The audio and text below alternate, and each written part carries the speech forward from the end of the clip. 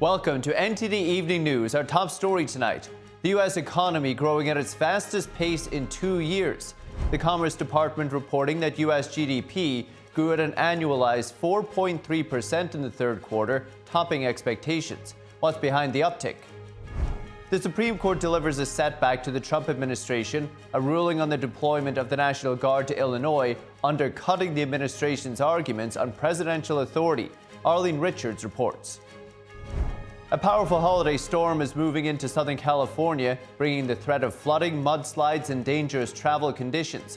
What officials are warning residents to do ahead of Christmas. The Department of Homeland Security updates the process for H-1B work visas. DHS will now prioritize certain applicants instead of using a lottery. Jason Blair has the details. And in Australia, a heroic couple who tried to disarm a Hanukkah gunman is laid to rest. Meanwhile, the Australian government can now ban protests after terrorist incidents, a law some are calling unconstitutional. Jason Perry with the details.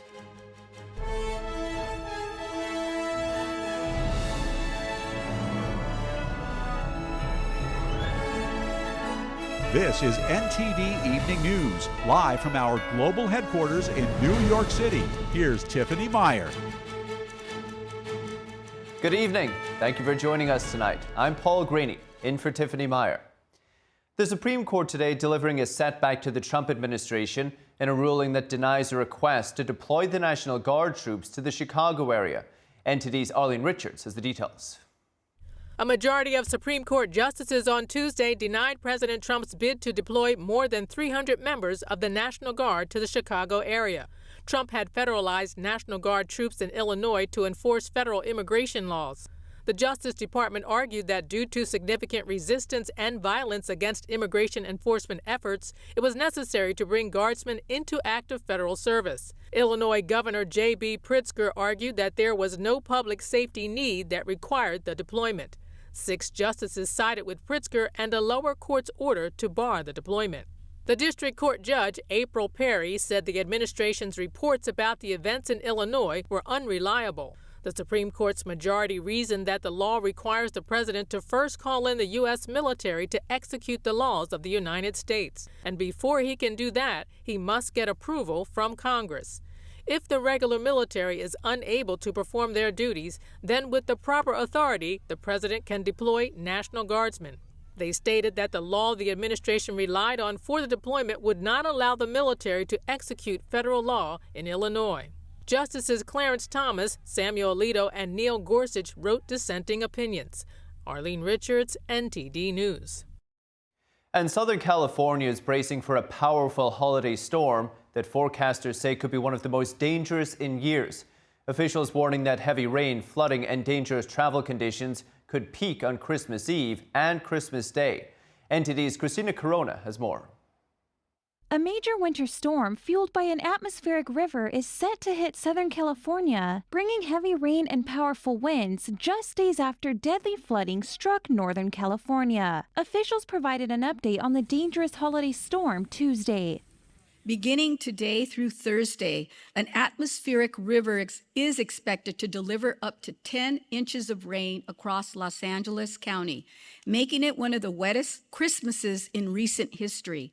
The Weather Prediction Center has issued a rare level 4 out of 4 high risk for flooding across parts of Los Angeles, San Bernardino, Ventura, and Santa Barbara counties, impacting nearly 6 million people. The National Weather Service warns widespread flooding, rock slides, and debris flows are likely. Officials urge anyone traveling on Christmas Eve or Christmas Day to use extreme caution. Los Angeles County has issued evacuation orders and warnings for hundreds of properties near recent burn scars, with deputies going door to door. Those orders went into effect at 11 a.m. local time Tuesday. Currently, the Los Angeles County Sheriff's Department has a total of 124 evacuation orders in place. Ventura and Santa Barbara counties have also issued evacuation warnings, including mandatory orders for some coastal and burn scar areas. Storms can bring sudden and severe conditions that may make staying behind extremely risky. If you are told to evacuate, you have an order in place, you are putting your risk and your family's risk or your lives at risk. Rainfall rates could exceed 1 inch per hour in the mountains of Los Angeles and Santa Barbara counties, enough to trigger flash flooding and life-threatening debris flows. Recent burn scars, including the Eaton and Palisades fire zones, are especially vulnerable, where scorched ground can quickly turn rain into rushing mud and debris. Strong winds, 50 to 60 miles per hour. The heaviest rain is expected tonight through tomorrow morning and again on Christmas Day. A flood watch will be in effect from Tuesday afternoon through Wednesday evening. We have activated key emergency resources, including search and rescue teams and Air Rescue 5 helicopter, which is equipped to deploy swift water rescue capabilities if needed.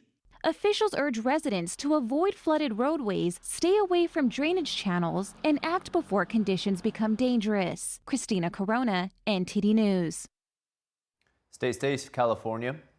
A new data shows the U.S. economy is growing at its fastest pace in 2 years. Consumer spending, exports, and government spending helping third quarter GDP grow an annualized 4.3% in the third quarter. Here's Director of the National Economic Council, Kevin Hassett. It's a fantastic report, 4.3%. It's just about as good as GDP numbers get. And especially coming, on the heels of the CPI report, Consumer Price Index report we got, which you actually showed some interesting data that is consistent with, that showed that core inflation is all the way down to 1.6%. And so I think that these numbers are showing that President Trump's trade policy and his supply side policy, which is really increasing factory production and so on, is having a big effect, as is his trade policy. So if we abstract from the reduction of the trade deficit, then the 4.3% number would only be 2.6%. So Trump's trade policy is really working as well. The new number is up from 3.8% in the second quarter. 3.5% was the Atlanta Federal Reserve's estimate for today's report, significantly lower. Consumer spending was particularly strong and is getting stronger. Although it is worth noting, there was a rush to buy electric vehicles before the September 30th expiration of tax credits. Exports grew at 8.8%, while imports fell 4.7%. This is very good for GDP. In a social media post, President Trump said that tariffs are responsible for what he called the great numbers, adding, quote, "They will only get better." I will be diving into the new report with Jeffrey Tucker, founder of the Brownstone Institute, later in the show, so stay tuned for that. Moving on, the Department of Homeland Security says the process for H-1B work visas is being revised to favor highly skilled and more highly paid workers. NTD correspondent Jason Blair has more. The Trump administration has started updating the selection process for the H-1B work visa, prioritizing, quote, higher skilled and higher paid aliens to better protect the wages, working conditions, and job opportunities for American workers. The new rule will replace the random lottery system.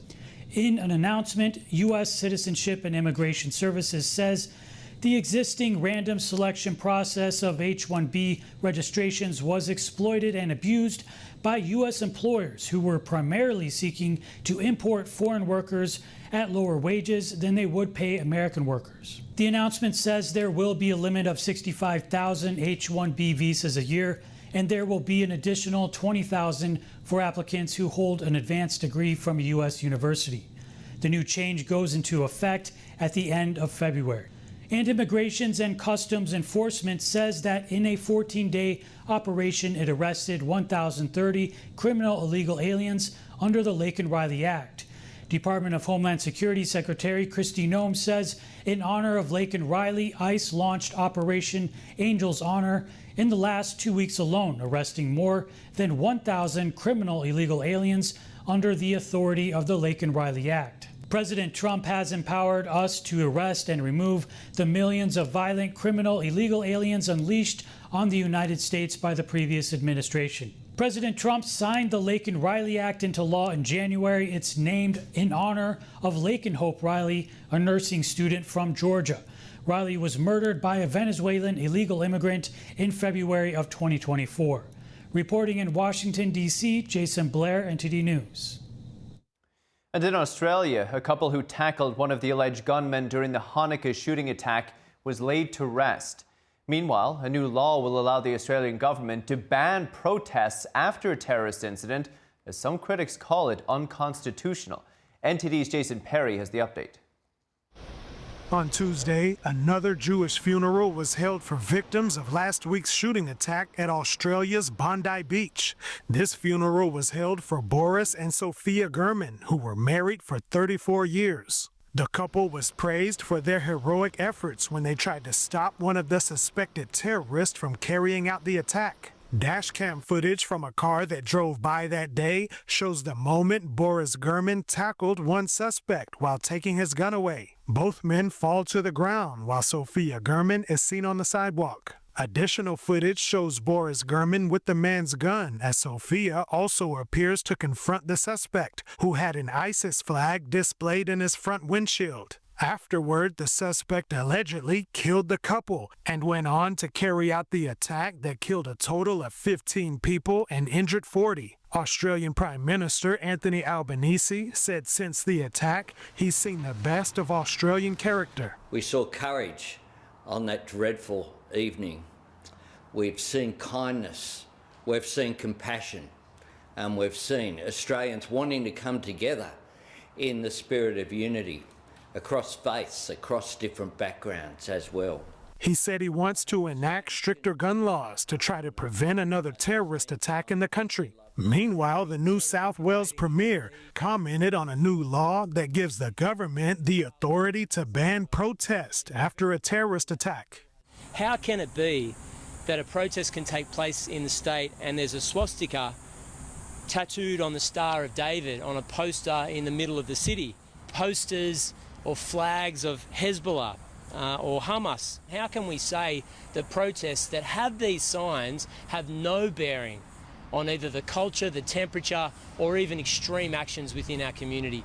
Of course, this needs to be investigated. However, critics of the new law say it's unconstitutional. We, of course, recognise that there needs to be some law reform in response to the horrific terrorist attack that took place in Bondi, but I think that it's perfectly reasonable for the public to expect that any law reform that takes away basic democratic rights that we enjoy in this state be fit for purpose. The new law allows the Australian government to ban all protest for a 3-month period following a declared terrorist incident. Jason Perry, NTD News. And 2 men in Britain were convicted of terrorism after planning what could have been the biggest ever terror attack on British soil. The 2 men smuggled guns into the country and planned to massacre Jews in northern England. NTD's international correspondent Malcolm Hudson has more. 2 men were found guilty on Tuesday of plotting to kill hundreds in an Islamic State-inspired gun rampage against the Jewish community in Manchester, England. Investigators say the planned attack demonstrates the resurgent risk posed by the terrorist group. Police said the hatred that Wilad Sadawi, 38, and Ammar Hussein, 52, had towards the Jewish community knew no bounds. Had their plan come to fruition, police said it would have resulted in one of, if not the, deadliest terrorist attack in UK history. They sought to bring slaughter to the innocent, but the outstanding dedication and commitment of our people ensured that this unequivocally could not happen. Sadawi had arranged for 2 AK-47 assault rifles, an automatic pistol, and almost 200 rounds of ammunition to be smuggled into Britain through the port of Dover. Prosecutors added that Sadawi planned to obtain 2 more AK-47s, another pistol, and collect at least 900 rounds. Unbeknown to him, a man known as Farouk he was trying to get the weapons from was an undercover operative. Police said that meant his plan never came close to being put into operation. Counter-terrorism police intervened on the strike day of May 8 last year, with more than 200 officers involved. Sadawi was arrested at a hotel car park in Bolton, where he went to collect some of the firearms, which had been deactivated. Hussein did not give evidence and barely attended his trial after he angrily shouted from the dock on the first day, quote, "How many babies?" in an apparent reference to Israel's war against Hamas. The 2 were convicted on a single charge of preparing terrorist acts. A terrorist attack upon our Jewish friends and neighbours is an attack upon us all and is an affront to every decent person in our country. The convictions come little more than a week after a mass shooting at a Jewish Hanukkah celebration on Sydney's Bondi Beach, in which 15 people were killed. The site intelligence group said in the wake of Bondi Beach that Islamic State had encouraged Muslims to take action elsewhere, particularly singling out Belgium. Britain's head of the domestic spy agency MI5, Ken McCallum, said in October that his service and the police had thwarted 19 late-stage attack plots since the start of 2020 and intervened to counter many hundreds of other terrorism threats. Malcolm Hudson, NTD News, UK. And still to come, tariffs on Chinese semiconductors coming in 2027, what the U.S. Trade Representative found following a year-long report. What actions has Congress taken this year to address the threat of the Chinese Communist Party? Jack Bradley takes a look when we come back.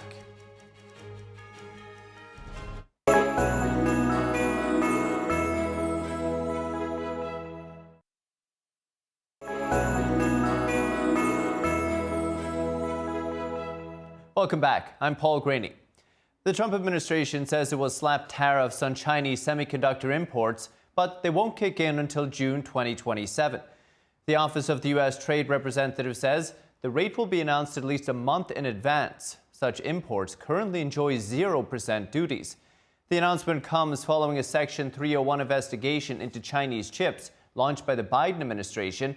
The U.S. Trade Representative concludes in its report that China's targeting of the semiconductor industry for dominance is unreasonable.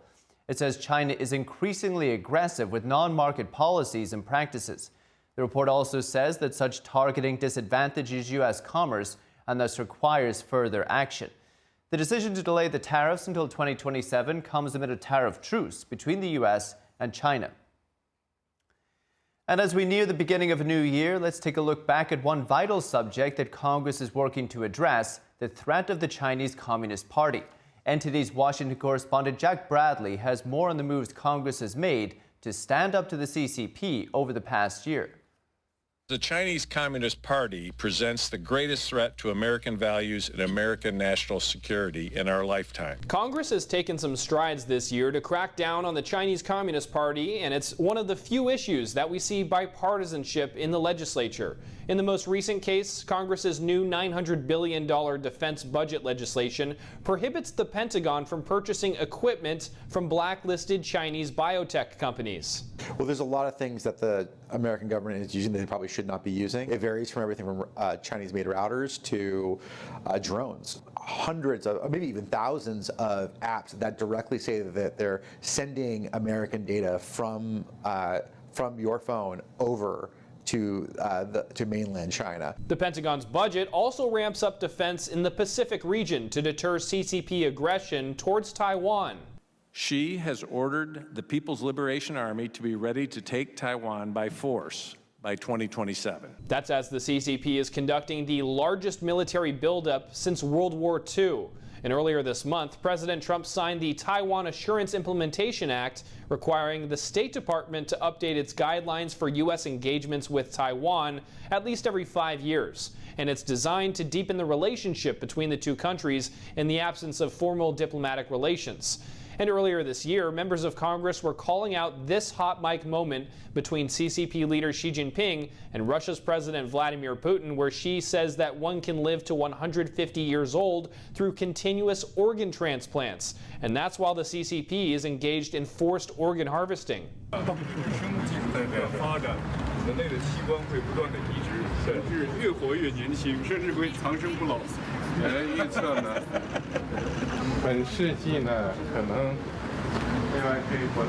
We've heard some horrific stories of these organ transplants and all of this in China, that they take it from unwilling donors, okay, to put it mildly. And the fact that they were caught on a hot mic, first I've heard of that, is very telling. It tells you what their worldview is in contrast to ours. Speaking of evil. To address this, the House passed the Stop Forced Organ Harvesting Act and Falun Gong Protection Act in May, which would put sanctions on anyone facilitating the practice. In China, there's no waiting list for organs. So what that means is there's a ready supply. There's a ready supply because they take them from healthy, living people. particularly these folks that practice the religion of Falun Gong. Now, these are just a few of the several pieces of legislation that were passed in the House, but most continue to await action in the Senate. Reporting from Washington, D.C., Jack Bradley, NTD News. And over the weekend at Turning Point USA's America Fest, NTD's Steve Lance and Tiffany Meyer sat down with Representative Anna Paulina Luna of Florida's 13th Congressional District to talk about American values, the threat from the CCP, and her hopes for future American leaders. Here's that conversation. And joining us now, we have a very special guest, House Representative Anna Paulina Luna, representing Florida's 13th District. Congresswoman, thank you so much for joining us. Thank you. Now, you've said before that you owe your position in Congress to Charlie Kirk. So as you look around at this America Fest this year, what values do you see here that you're excited to carry forward in this next chapter? Open debate and discourse. I think that's the number one thing that needs to be protected in this country right now. I mean, there is no question in my mind that the reason why Charlie Kirk was murdered by Tyler Robinson was because of the fact that he was speaking truth specifically on the issue of transitioning, on trans violence in this country, and he was murdered because of it. I think that, you know, when you run away from those facts, when you refuse to talk about them, that's when the narratives can form. That's when you see some of the terrible optics from the left celebrating his murder and saying that he was hateful. He was never hateful. They clipped his speeches, tried to paint him something that he wasn't.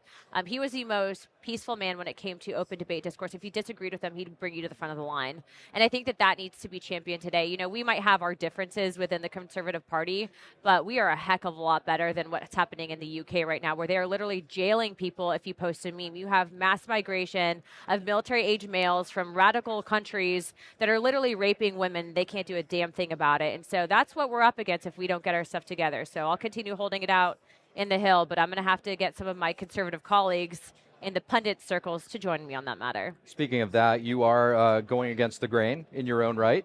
Sometimes. For good, though. Talk to us how conservatives ultimately win the battle, not just culturally or electorally, but both. We have to be not on defense, but straight up offense. I think that you're seeing a lot of that momentum out of Trump's administration, but Trump's not going to be around forever. Who carries that torch and that legacy? I can tell you, I'm not going to be in Congress forever. This is the most difficult, negative, on a regular basis job, but I'm doing it because it's public service and it's the right thing to do, and we have to help get other candidates elected. I'm very involved in the Republican primaries. I've endorsed a few candidates. I know Turning Point Action has as well, so we're kind of aligning on that and going out and literally doing stump speeches for these candidates to get them into office. And they're replacing incumbents that were okay, but they weren't MAGA. They weren't great. And so we're looking forward to having that new energy in Washington. Again, this goes into the issue of why is there so much fatigue? Well, we could talk about age limits as well. That's probably a separate discussion. But I think you move forward and you're talking about, you know, continuing this momentum, and we have to ensure that the next generation, specifically younger people, are involved. And so I come here and it's a good reality check as opposed to what happens in the bubble of Washington, D.C. You live there.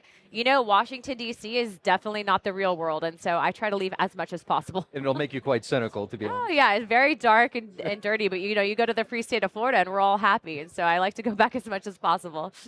Well, we see a lot of young women here, but it seems young women in general maybe are slower to engage with the conservative movement. Why do you think there is that gap? Well, I know that President Trump got out a lot of young women, young men too, to vote for him in 2025, but that was specifically because of the MAHA coalition that was formed, so you can't forget about MAHA. I've been big on MAHA before MAHA was MAHA, and so we want to make sure that, you know, our kids are not being groomed. We want to make sure that we're empowering mother over government, and then also, too, that we're ensuring that our products are not being, you know, basically fed to make us sick, and that we're not exposing ourselves to unnecessary cancers because we're supporting big corporation over what's right for the American people. And so we've been very good at pushing it back against that. President Trump's been leading out the efforts, though, whether it's the prescription capping of prices, but Congress needs to codify. And so I think that those discussions need to be had, but also, too, you can see that President Trump has been empowering women. You have Chief of Staff Susie Wild. She's now been named one of the most influential women in the world by Forbes magazine. You have Caroline Leavitt, one of the youngest press secretaries in the world. But you have to remember to talk about those issues that matter.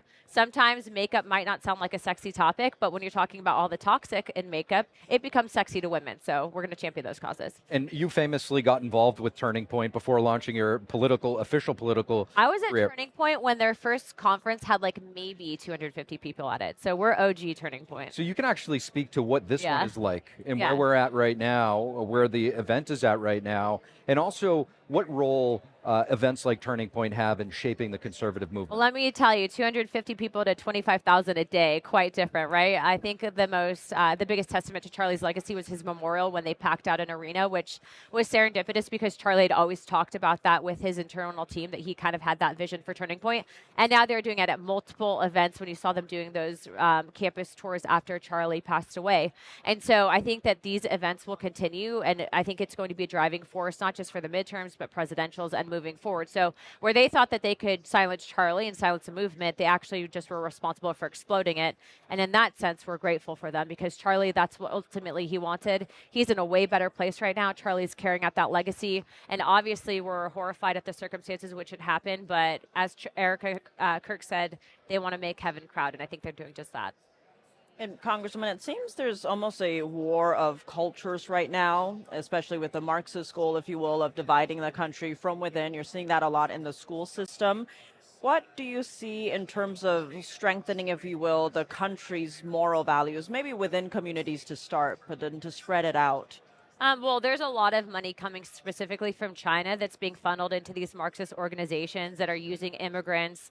Like, for example, those ICE riots, I actually call them the Timu riots because Neville Singham was an individual who literally is across from, I think it's like the communism propaganda headquarters in China. He's directly from that. I mean, he is guilty of FARA violations out the wazoo. And he was the one funding these anti-ICE riots, the Party for Socialism and Liberation, all of these very far left progressive movements. You can even look at Code Pink, which is a pro-Palestine group that likes to target and really go into Congress and talk about the Israel versus Palestine issue, again, funded by China. And so I think if you're looking at a lot of the money ties, I mean, you have to expose it, but a lot of your average American, they're not worried about, where the money's coming from because they genuinely maybe might care about these issues. And the problem is, though, is that instead of actually opening up a respectful discourse and dialogue, the right to debate and do it respectfully, they're thinking that, it might be a good idea to, drop off pallets of bricks and burn things. We don't err on the side of wanting to support Molotov cocktails and destruction of private property. And so I think exposing that's a really important thing. But I mean, you talk about how they do divide from within, and, TikTok was big on that. Up until recently, I refused to use TikTok because the algorithms were showing kids how, being transgender was cooler than becoming a doctor, how, you wanted to embrace these left-wing ideologies, yet if you're pushing conservatism, you're all of a sudden xenophobic and racist. I don't want my kid learning that. Do you want your kids learning that? No, most Americans don't. And so it was absolutely targeted brainwashing. But we're identifying now, we're triaging. But we need more people in Washington. The DOJ is infested with bureaucrats that are obstructionists. Same with the Pentagon. Same with a lot of these three-letter agencies, FBI, CIA. So we can have our people at the top. At every level, there are going to be people that are blocking and obstructing. With regard to China, Congresswoman, obviously recognized as the United States' greatest adversary, not competitor, adversary, enemy. What can Congress do to further protect the United States from? We have to wage full-fledged DOJ, power of the purse. I want seizing of assets. I want to stop funds. If someone is guilty of FARA violations, throw them in jail. We cannot just send strongly worded letters from Congress. And I'm not at the DOJ. And probably it's better for them that I'm not because I'd have a lot of people in jail. So look, what I will say is that unfortunately there's been a lot that's been handed over to the DOJ in regards to certain authorities that we have in Congress. That's not necessarily a good thing because we're seeing that the DOJ has a lot of internal corruption right now that's predated this administration.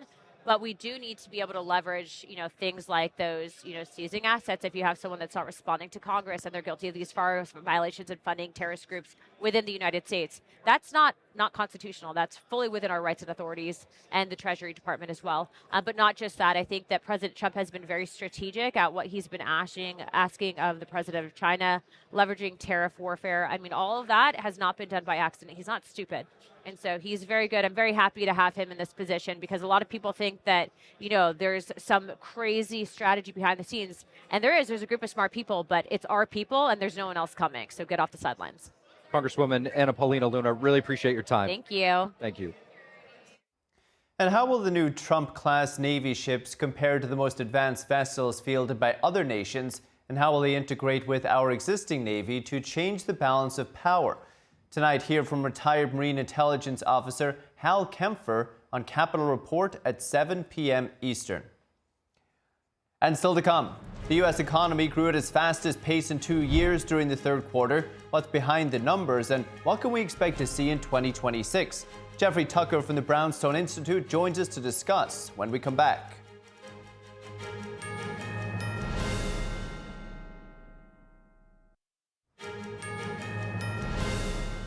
Welcome back. I'm Paul Graney. Now, as we talked about earlier in the show, we saw a surprisingly high GDP number today, significantly topping estimates, up at an annualized rate of about 4.3%. That's the fastest growth in 2 years. President Trump giving credit to his signature tariff policy. And with us now is economist and founder of the Brownstone Institute, Jeffrey Tucker. Jeffrey, Merry Christmas to you. And I think this is just about the best economic Christmas present that President Trump could have hoped for. Well, you said that right. The Trump administration has been seriously bolstered and buoyed by this news. It was a great day in Trump land today. It wasn't even that the number was so high. It's that all the people who were predicting doom from the tariffs, like it was a Smoot-Hawley Tariff Act of 1930, it was going to lead to a Great Depression. They've now been silenced. So, I'm not sure that anybody's really prepared to say with Trump that the reason for the growth is the tariffs. But at the very least, the tariffs did not crash the economy and create the kind of calamity that many people had expected. There's also a very interesting aspect to this. The way the GDP is calculated, it goes up when you export, it goes down when you import. We saw a huge shift in the trade deficit over the last 2 quarters. So the biggest decrease in the trade deficit that I think may be on record for decades. Yeah. And that has the effect of, in a very interesting way, of kind of gaming the GDP data to look maybe a little more impressive than it feels at home. Nonetheless, nobody can take credit away from this administration. They've avoided recession so far, and many people have predicted that. And we do see some genuine productivity in these numbers, even aside from the tariffs.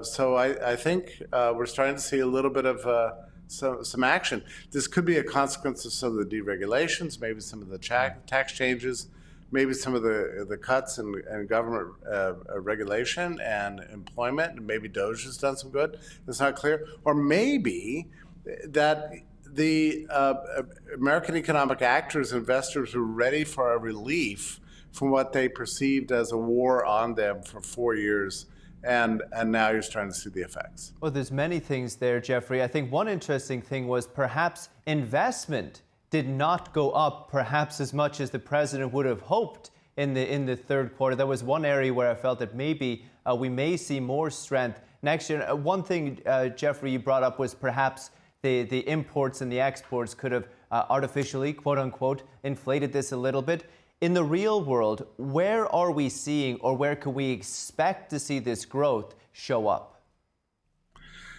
Yeah, I think maybe a little more business confidence and investment is going to start to show itself. There's a lot of trauma left over from the COVID years where small business was crushed. There seemed to be a sense that Washington was against the commercial sector, just as a matter of principle. But that seems to have declined, or at least even ended now, and you've got a pro-business administration. That just has a good effect on investor sentiment and a perception that maybe Washington is not going to be as hostile as they've been perceived to be over the previous 4 or 5 years, and so that could make a real difference. So there's a sense in which the lockdown years were so hard on business and so devastating that everybody's ready for a relief and ready to get back to American business doing American business, and that we may be seeing just the beginnings of this. That said, I don't want to get too optimistic here or predict something like a great, the golden age or anything like that. I don't think we're anywhere near that. We still have a serious problem with inflation, and I don't think that's going away, and I don't think it's gone, as the White House says. And I'm very concerned about a second wave that I'm not sure anybody is really in a position to control. The other factor that really mitigates my optimism here is the amount of leverage that you see on Wall Street and some of these new industries like AI. There's so much debt, so much borrowing. Every major corporation is levered up to the hilt. And sometimes you get the impression that none of this is not real. And, you get money managers off to the side and say, what do you really think is going on? And they'll tell you, this could be the mother of all bubbles, and when's it going to pop? Nobody knows. Well, I think, Jeffrey, that's a bigger conversation for another day. If any of this is real economically, since we came off the gold standard and just let the money printers go, that's a bigger conversation. I want to touch on one more thing, Jeffrey, before my time is up. You mentioned inflation. Now, we know this was a July to September report. We haven't seen the full effect of Trump's tariffs yet. Also, we have the upcoming potentially record-breaking tax refunds, likely to be another shot in the arm for the economy next year. Could we see higher growth rate this time next year? And perhaps could we see, like you said, second wave of inflation? We need this. The Republicans need this growth from now until a year from now to do well in the midterms. It's absolutely essential. I mean, I think what happened today was very, very good for the Republicans and for the Trump administration. But I'm very concerned about these inflation numbers. They're much higher than they should be. And it's not the tariffs that bother me so much as the trends I'm seeing in the banking and financial industry. The monetary aggregates are creeping up. We're starting to see what looks like a new campaign of quantitative easing by the Fed. And if that happens, combined with what amounts to new stimulus payments, these what you're calling tariff rebates, that could put hot money on the streets and unleash a second wave, just like it did in the 1970s. This is something I think the Trump administration needs to get very, very serious about, because we move into the midterms with an inflation rate that's 3%, 4%, or higher. There's going to be major problems. The Democrats have one issue, and that's affordability. Yeah. Inflation is what's driving this concern. Right. They have to get that under control. And the way you get that under control is not through lower interest rates, but by leaving the Fed alone and letting the interest rates settle where they need to be right now, and somehow containing those monetary aggregates so that they don't kick off a second wave.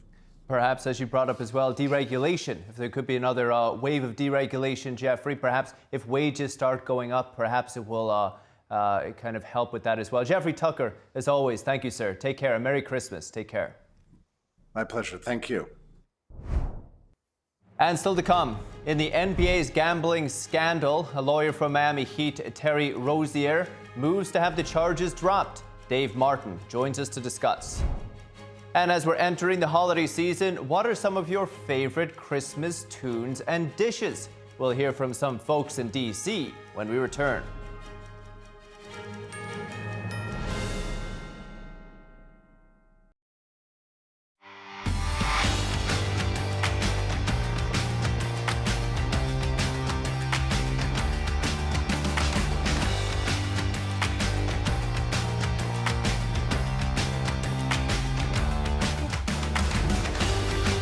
And now for your sports news, we're joined by NTD's Dave Martin. Dave, long time no see. It's been a few hours. I missed you, Paul.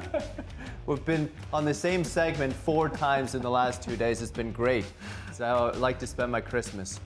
Dave, NFL and baseball news, but we'll start in the NBA. Lawyers for Miami Heat guard Terry Rozier moved to dismiss the sports betting related charges against him.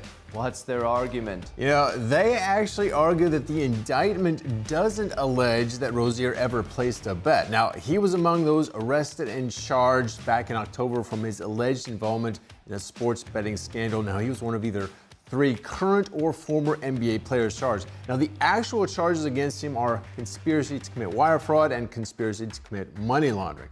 Now, the government alleges Rozier told a co-defendant that he would leave a specific game in 2023 in the first quarter due to injury for the purpose of enabling the same same guy, the co-defendant, to place a bet using that information. I mean, it sounds like a prop bet.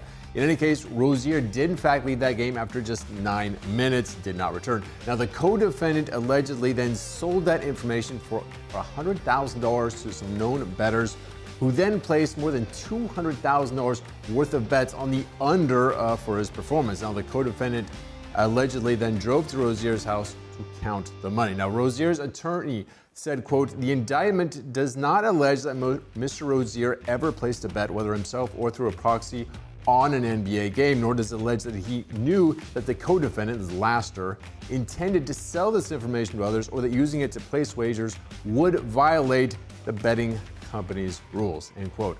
So the government has now until February 2nd to respond. So we'll see what their response is. And look, this is a trial. Innocent and proven guilty, all of this stuff. The problem is when you have sports betting, it opens up the possibility for this stuff to happen. Oh, for sure. The 2018 it became a state issue. The Supreme Court rules a state issue. Now we've had these issues now in NBA and Major League Baseball. Both have popped up. These question marks for a guy like you. You're in it for the sports, Dave. For sure. You don't want to deal with this stuff. No way. You don't want to see the sports. Just like you. Just like me. Baseball. Chicago White Sox. Another Japanese slugger, Munetaka Murakami. 2-year contract, $34 million. Yeah, the guy is only 25 years old, but he already set the Japanese single-season home run record of 56. That was actually 3 years ago when he was just 22. So there was an expectation that he would actually get a very big contract here. Now, 2 years, $34 million. It's a lot to me and you, but compared to most free agent deals, this is not very big.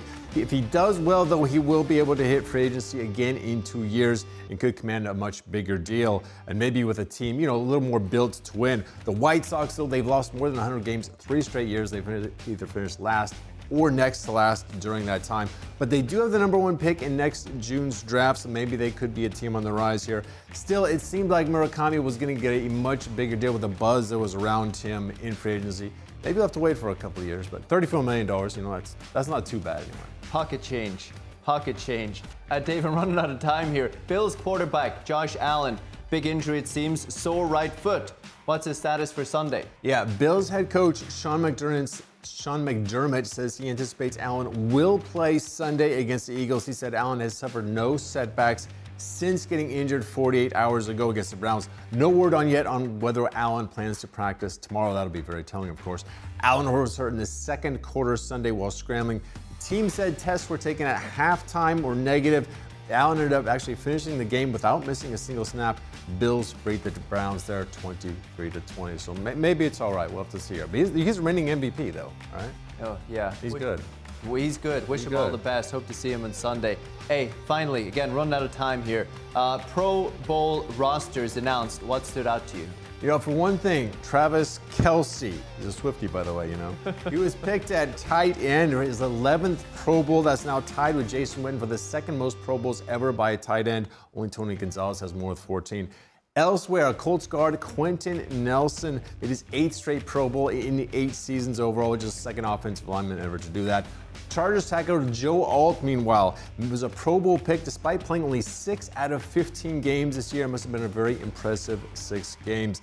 Now, meanwhile, the Pro Bowl is going to be played on the first week of February.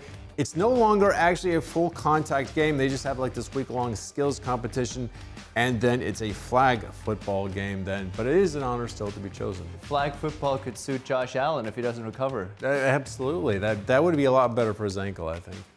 Dave Martin, Merry Christmas. We'll see you on Friday. Paul. Yeah, take care. Now we turn to people celebrating the holidays to find out whether they have any favorite Christmas dishes or tunes. Here's NTD's Sam Wong speaking with folks in D.C. What's your favorite Christmas food? Ham dinner is a big thing on Christmas Eve with scalloped potatoes and maybe a prime rib. And yeah, every year. Same old with the Christmas china, and I get yelled at every year because we have to do the dishes, but I won't give it up.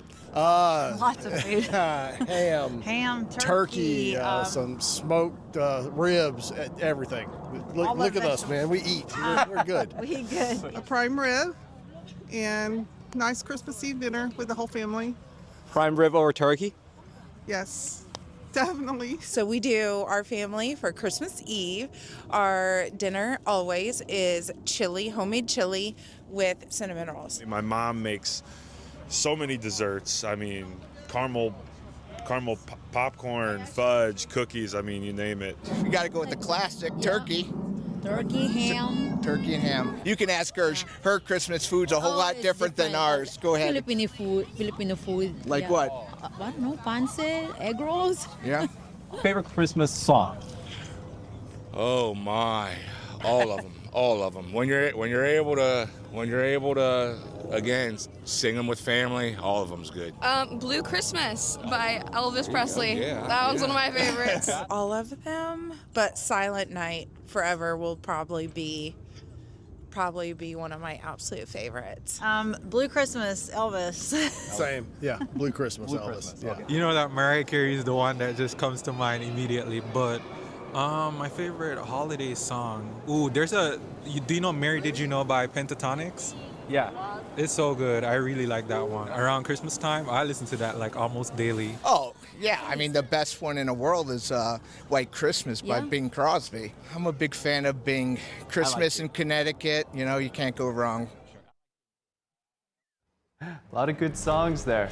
And that's all for today's news. For round-the-clock coverage, visit us at ntd.com/live or download our NTD app. Thanks for tuning in. I'm Paul Greeny. Have a great Christmas. Good night.